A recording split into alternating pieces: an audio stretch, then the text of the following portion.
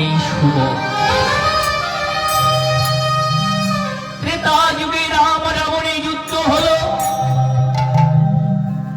আর রামের বাণী রাবণের সমংশ নিধন হলো। আজ কোধানলে ফিরে পড়ল এই রাবণ। রামচন্দ্র, তুমি আমার ভাইদেরকে হত্যা করেছ, তুমি আমার পুত্রদেরকে হত্যা করেছ, পুত্র সমতুল্য প্রজাদেরকে তুমি হত্যা করেছ। আজ আমি রাবণ স্বয়ং যাব তোমার সঙ্গে যুদ্ধে, দেখব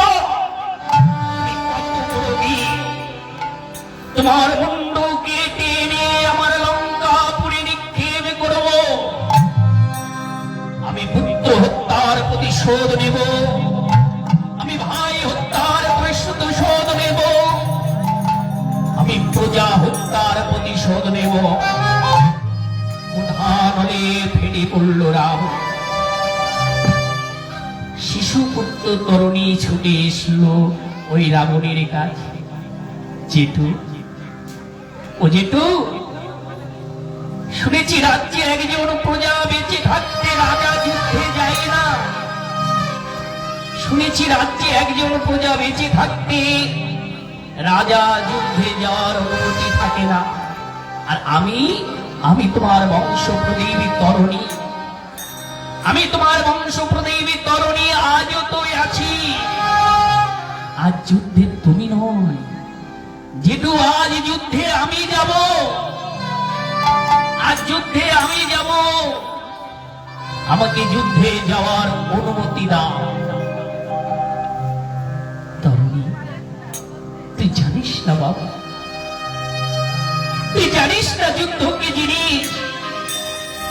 এই যুদ্ধ যে জীবন মরণের লড়াই, এই যুদ্ধে যে বেঁচে থাকে সেই হয় জয়ী, আর যুদ্ধে যে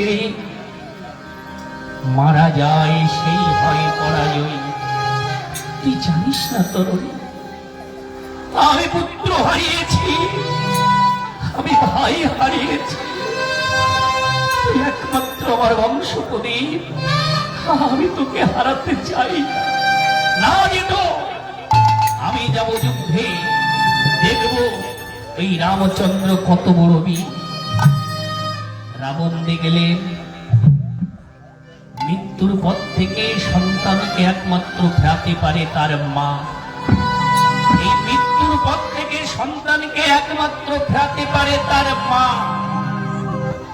তাই তরুণী সেনকে রাবণ বলছি, তরুণী, আমি যুদ্ধে যাওয়ার অনুমতি তোকে তখনই দেব যখন তুই তোর মায়ের কাছ থেকে যুদ্ধের সাজে সেজে আসতে পারবি। ঠিক আছে জেঠু, আমি যাচ্ছি, আমি যাচ্ছি আমার মায়ের কাছ থেকে যুদ্ধের সাজে সেজে আসবো। আমি যাচ্ছি জেঠু, আমি যাচ্ছি। তরুণী সেন ছুটে চলল মায়ের কাছে। তরুণী সেন ছুটে চলেছে আর মা মা মা বলে ডাকছে। মা মা বলে তরুণী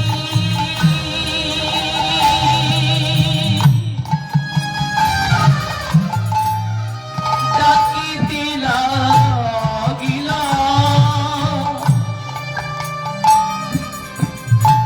ছুটে এসে সরলা দেবী কোলে তুলে নিলা।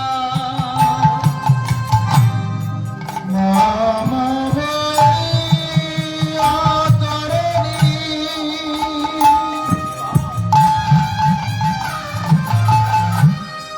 ডাকিতে লাগিলা।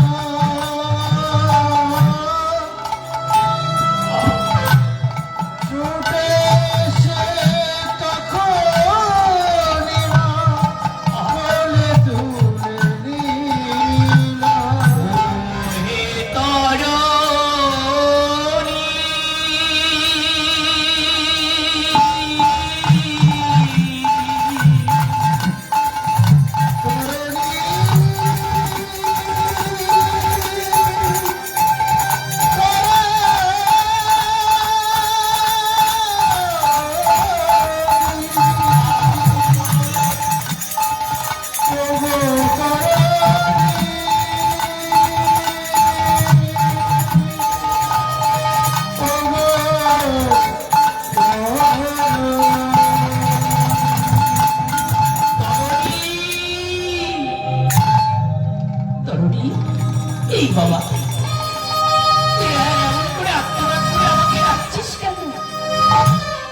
মা, ও মা, আজই তোমার কাছে আমি একটা জিনিস চাইবো, আমাকে দেবে? আরে বাবা তরুণী, তুই আমার 7 নয় 5 নয়, আমার একটা মাত্র বুকের বাণী, আজ তুই আমার কাছে চাইবি আর আমি তোকে দেবো না, সেটা কি হয় রে বাবা? বল কি চাস? তুই যা চাইবি আমি দেব। মা গো, দিতে যদি হয় তুমি সত্যি অঙ্গীকার করো। আমি তোর মা, আর তুই আমার 7 নয় 5 নয়, একটা মাত্র বুকের বাণী। আজ তুই আমার কাছে চাইবি আর আমি তোকে দেব, তার জন্য আমার অঙ্গীকার করতে হবে কেন রে? মা, তুমি যদি দিতে না পারো, তাই জন্য তুমি আমার কাছে অঙ্গীকার কর। আচ্ছা ঠিক আছে বাবা, আমি তোর কাছে সত্যি অঙ্গীকার করলাম, তুই আমার কাছে যা চাইবি আমি তোকে দেব। বল কি চাস তরুণী, বল। তরুণী বলে, মা তুমি আমায় যুদ্ধের সাজিয়ে সাজাই দাও।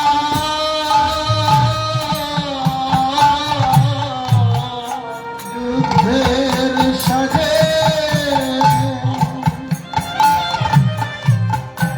সাজায় তরুণী,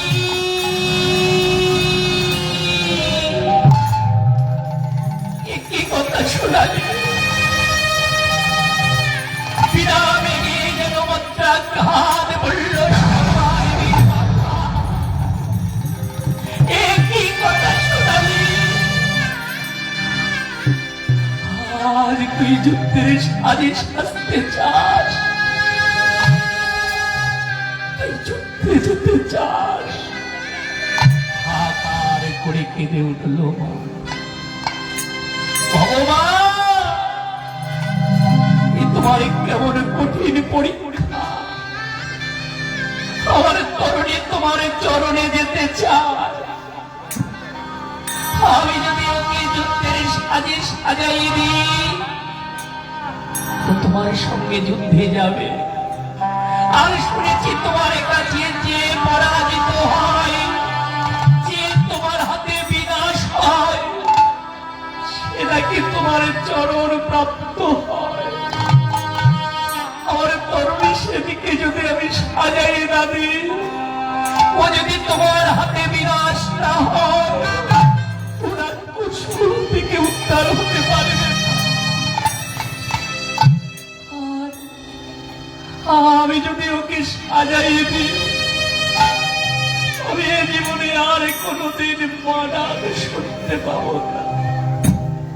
সন্তান হারা মায়ের যে কি বেদনা, এই জগতে যে মা সন্তান হারাইছে, সেই মা ছাড়া জগতের কেউ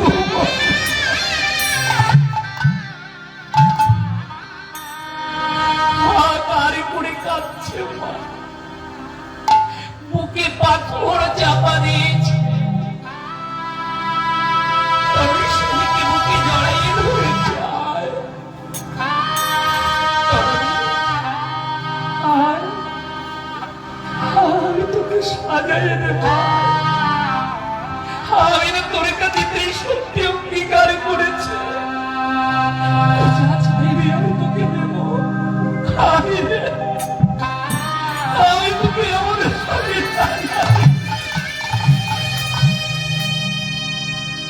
এই পৃথিবীর ইতিহাসে কোন মা তার সন্তানকে এমন সাজে সাজাতে পারে না। মা ছুটে গেলেন ঘরের ভিতরে, গৃহতে চন্দন এনে জল দিয়ে চরণ মজ্জিত করা লাগছে না। মায়ের নয়নের জল এতটাই পড়ছে যা দিয়ে চন্দনটা গুলে যাচ্ছে। এই চন্দন দিয়ে তরুণী শ্রেণীর সর্বঙ্গে জয় রাম জয় রাম জয় রাম ধ্বনি লিখে দিচ্ছে মা। তরুণী বলছে, মা, ও মা, আমি যার সঙ্গে যুদ্ধে যাব, যে আমার চিরপ্রতিদ্বন্দ্বী সেই রামের নাম তুমি কেন আমার সর্বঙ্গে লিখে দিচ্ছ? মা বলছে, তরুণী রে, আমি যে রামের নাম তোর অঙ্গে লিখে দিচ্ছি এ তোর শত্রু নয় রে বাবা, এ যে তোর পরম বন্ধু, এদি তোর সেই ভগবানের কান্ডারি, সেই ভগবানের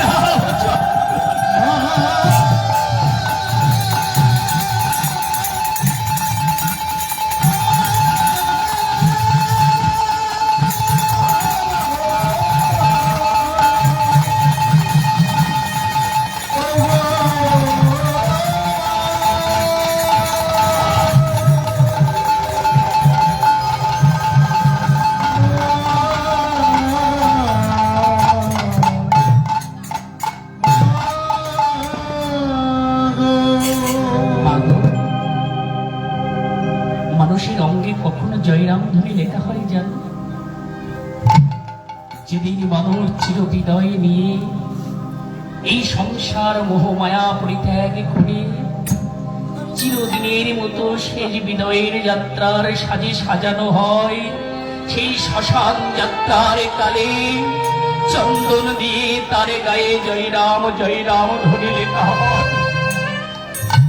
আজ শর্মা দেবী তরুণী স্ত্রীর অঙ্গে জয়রাম ধ্বনি লিখছে কেন জানো?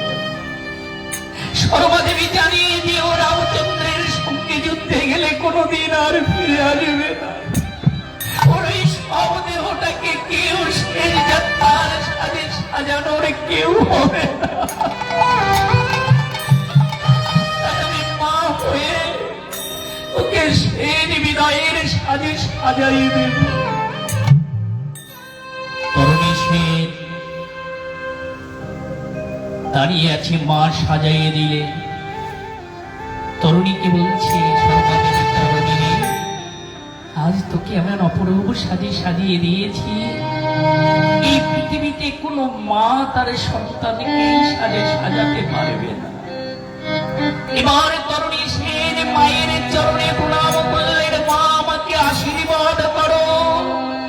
আর শর্মা দেবী তরুণী সেনের মাথায় হাত রেখে বলছে, তরুণী আমি তোকে এই আশীষ করিলাম, আমি তোকে করিলাম আশীষ, এই যুদ্ধস্থল থেকে তুই যেন কোনোদিন আমার কোলে ফিরে না আসিস।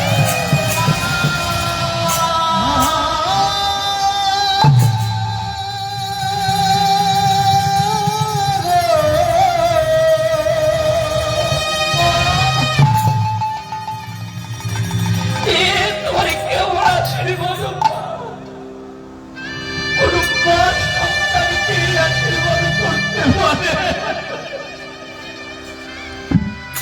শুনেছি মায়ের আশীর্বাদ ভগবানও রক্ষণ করতে পারে না। শুনেছি মায়ের আশীর্বাদ ভগবানও রক্ষণ করতে পারে না। আমি তো জ্ঞান তো কোনো অন্যায় করে, আমি তো জ্ঞান তো তোমার কাছে কোনো অপরাধ করিনি যে তুমি আমাকে এই আশীর্বাদ করলে এই যুদ্ধস্থল থেকে যেন তোমার কোলে আর ফিরে না আসি। ঠিক আছে, আমি চলে যাচ্ছি, আর কোনোদিন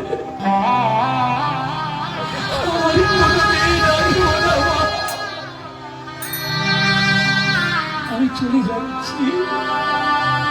শেষ বিদায়ের বেলা আমি তোমাকে কি দিয়ে যাব গো মা?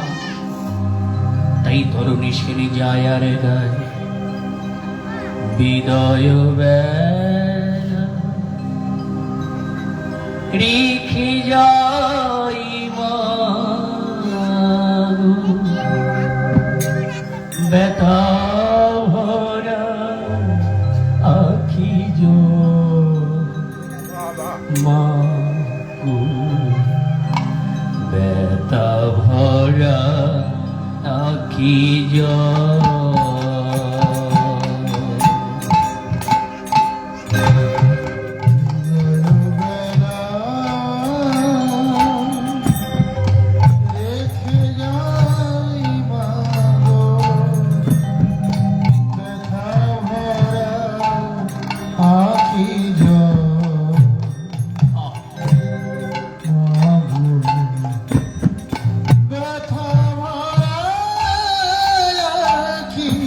জয় হৃদয় বেলা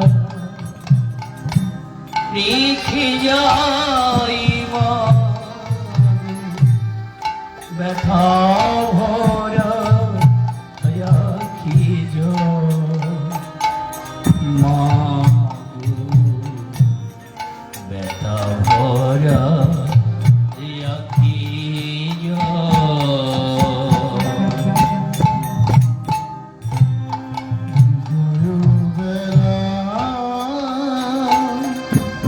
রেখে যাই মা গো,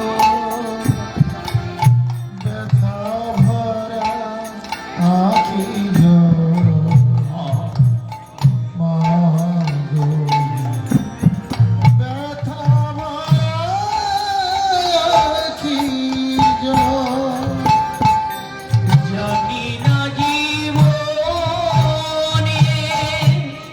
কবে হবে দেখা, জানি না জীবনে কবে হবে দেখা, জানি না জীবনে কবে হবে দেখা, জানি না জীবনে কবে হবে দেখা, হয়তো নাহি হবে মা গো, ব্যথা ভরা আখি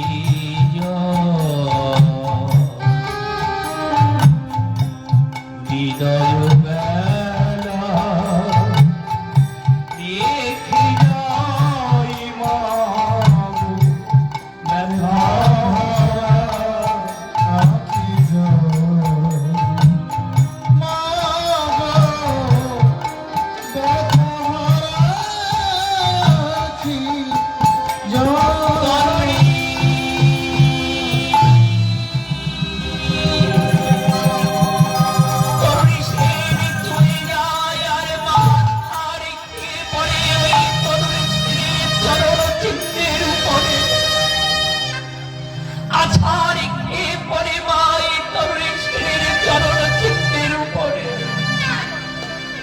চরণ চিত্রের উপরে গড়াগড়ি যায় আর বলে তরুণী রে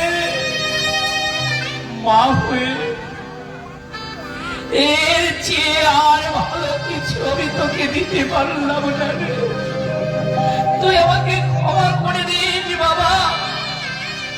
ছুটতে ছুটতে ছুটতে ছুটতে গেলেন রাবণের কাছে। জেঠু, ও জেঠু, দেখো আমি যুদ্ধের সাজে সেজে এসেছি। একিরে তরুণী, তোকে এমন সাজিয়ে কে সাজিয়ে দিয়েছে? তোকে এমন সাজিয়ে কে সাজিয়ে দিয়েছে? কেন জেঠু? আমার মা সাজিয়েছে। তরুণী রে, আমি কোনো করে জানতে পারিনি এমন বাস্তবে রমণী আমার লঙ্কাপুরে আছে রে। আমি যদি তোর মায়ের ভাসুর না হতাম, তোর মায়ের চরণ দুঃখানি একেবারে হৃদয়ের ভরে আমার তাবে হৃদয়টা শীতল করে দিতাম রে। যা আমি তোকে আশীর্বাদ করি, তুই যুদ্ধ থেকে জয়ী হয়ে ঘরে ফিরে। তরুণী সেন ছুটে চলে গেলেন যুদ্ধস্থলিতে। ওই যুদ্ধস্থলিতে যে কোথা রাম কোথা রাম কোথা রাম বলে ডাকছে, কোথা রাম কোথা রাম কোথা রাম বলে মনে রাখছে। ভগবান সর্বন্তর্যামী আজকে বিভীষণকে পরীক্ষা করবার জন্য বিভীষণকে ডেকে বলছে, মিতা, ও মিতা, যাও তো, দেখো তো এমন মধুর স্বরে আজ আমাকে কে আহ্বান করেছে যুদ্ধে। বিভীষণ ছুটতে ছুটতে গেলেন। এ কি দেখছি আমি কাকে দেখছি? আমি যুদ্ধের স্থলিতে সাত নয় পাঁচ নয়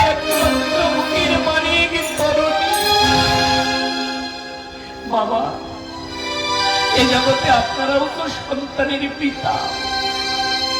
কোন পিতার সম্মুখে যদি সন্তান মৃত্যুর দুয়ারে দাঁড়িয়ে থাকে, মৃত্যুর সামনে দাঁড়িয়ে থাকে, পিতা তার নিজের জীবনকে বিপন্ন করে সন্তানকে ওই মৃত্যুর পর থেকে উদ্ধার করে। আর বিভীষণ স্থির হয়ে গেল, ঝরঝর করে দুটি নয়ন দিয়ে জল বক্ষ ভেসে গেল। ভগবানের কাছে কাঁদছে, ভগবান তুমি আমাকে যত দুঃখ দেবে না, তুমি আমাকে যত যন্ত্রণা দেবে না,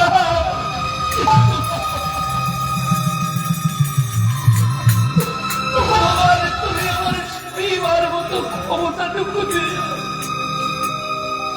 মুখে পাথর চাপা দিয়ে চোখের জল মুছে ফিরে গেলেন রামচন্দ্রের কাছে। দয়াময়, সামান্য একটা শিশু এসেছে যুদ্ধ করতে, কিন্তু ওকে আপনি সামান্য ভাববেন না। অতি অসামান্য, ও যে রাবণের বংশধর। আপনি স্বয়ং যান ওর সঙ্গে যুদ্ধে, আপনি স্বয়ং নিজেই যান ওর সঙ্গে যুদ্ধে। বিভীষণ জানে আমার সন্তান যদি ভগবানের হাতে নিধন হয়, ও ভগবানের চরণ প্রাপ্তি হবে। দয়াময় রামচন্দ্র হাতে ভগবান নিয়ে ছুটে চলে যুদ্ধস্থলীতে। আর যুদ্ধস্থলীতে দেখতে পাই তপ্ত কাঞ্চনের ন্যায় দেখতে ছোট্ট একটি বালক এসে দাঁড়িয়েছে যুদ্ধে। রামচন্দ্র বলছে, কে হে বালক তুমি? তোমার মা এমন নিষ্ঠুর ভাবে তোমাকে এই যুদ্ধক্ষেত্রে পাঠিয়েছে, কে তুমি? যাও বালক, তুমি তোমার মায়ের কোলে ফিরে যাও। যাও বালক, তুমি তোমার মায়ের কোলে ফিরে যাও। রামচন্দ্র, তুমি যদি সতী মায়ের পুত্র হয়ে থাকো, এসো এসো আমার সঙ্গে যুদ্ধ করতে, আমি তোমার যুদ্ধের স্বাদ মিটিয়ে দেব।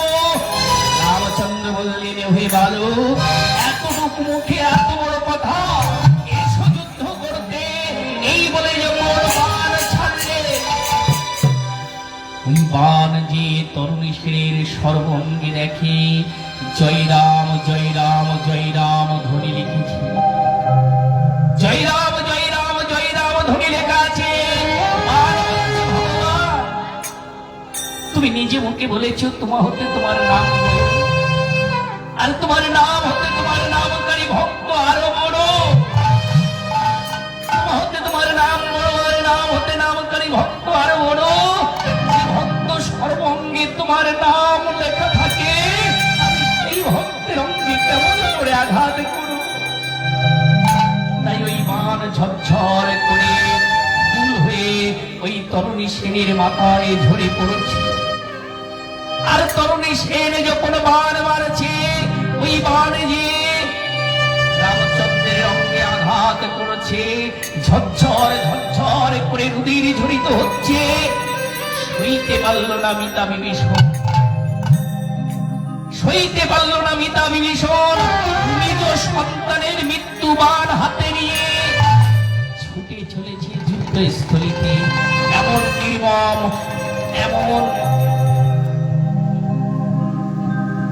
এমন দিন জগতে কোনো পিতার জীবনে যেন না আসে।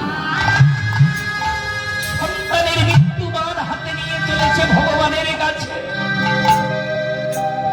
আস্তে আস্তে রামচন্দ্রের কাছে গিয়ে বলছে, দয়াময়, ও তো যেমন তেমন পুত্র নয়, ও তো যেমন তেমন পুত্র নয়,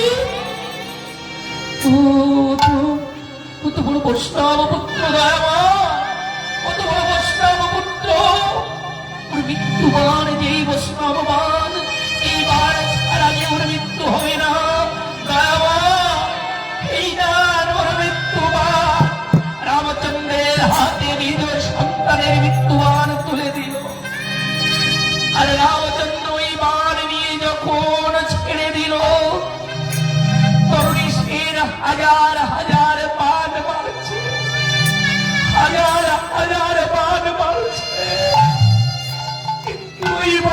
মুখে লেগে সব ভস্মীভূত হয়ে যাচ্ছে। এদিকে মা সন্তানকে যুদ্ধে পাঠিয়ে প্রদীপ জ্বালিয়ে বসে আছে সুরমা দেবী।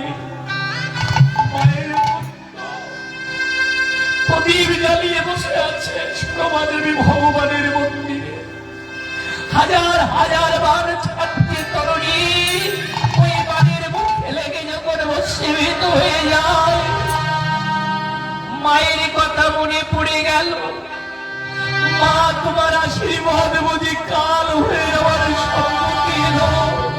তাই আজ মায়ের কথা মনে করে আজ হাহাকার করে কাঁদছে মা মা বলে।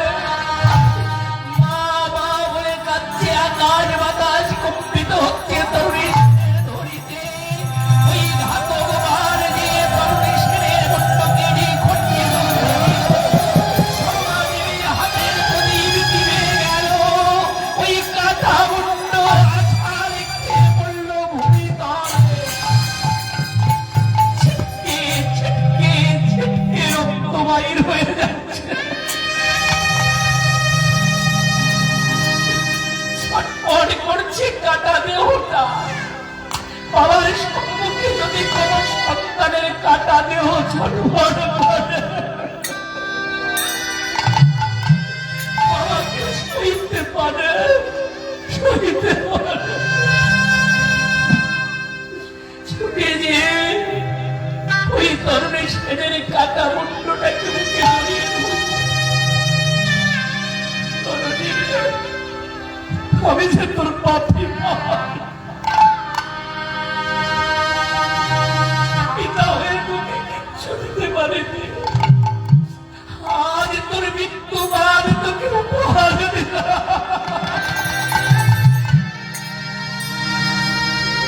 সেই বিনয়ের বেলা তোর বদনে যে এক ফোঁটা জল দেব, এই জলটুকু যে আমার কাছে না, কি দেব তোকে? নয়নের জল নিয়ে ওই তরুণের সেনের বদনে দিচ্ছে।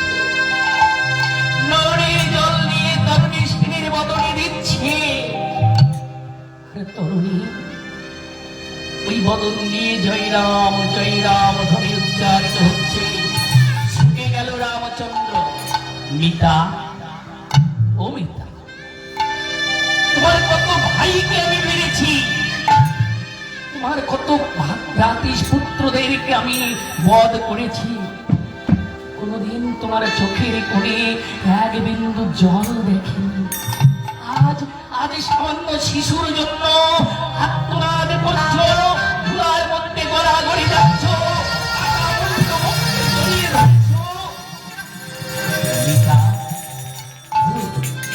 কে হয় এই পুত্র তোমার? কে হয়? কি হয় পুত্র তোমার? মিতা বিভীষণ নয়ন জলে ভেসে যায় আর বলে, দয়াময়, তো আমার অন্য কেউ নয়।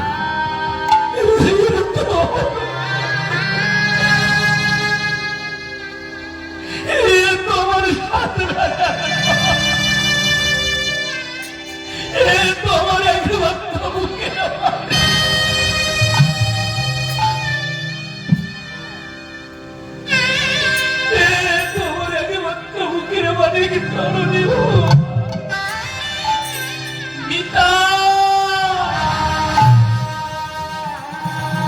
নির্মম তুমি, এতটা নিষ্ঠুর তুমি, শেষ পর্যন্ত নিজের পুত্রটাকে তুমি বলি দিয়ে দিলে। ভগবানের চরণ দুখানা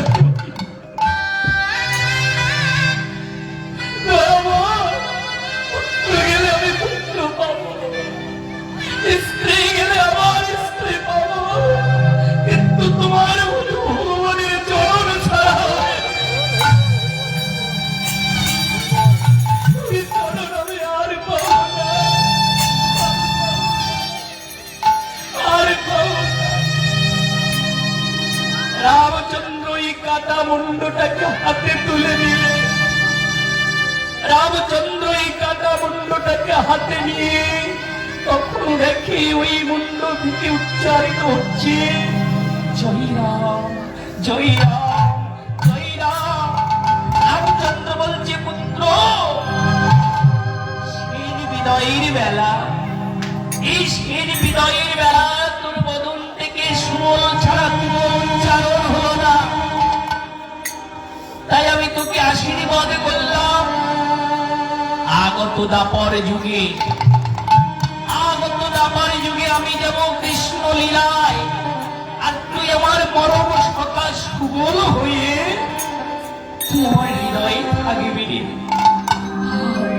বলে এই কথা মুন্ড আমার ভগবান বুকে জড়িয়ে ধরল।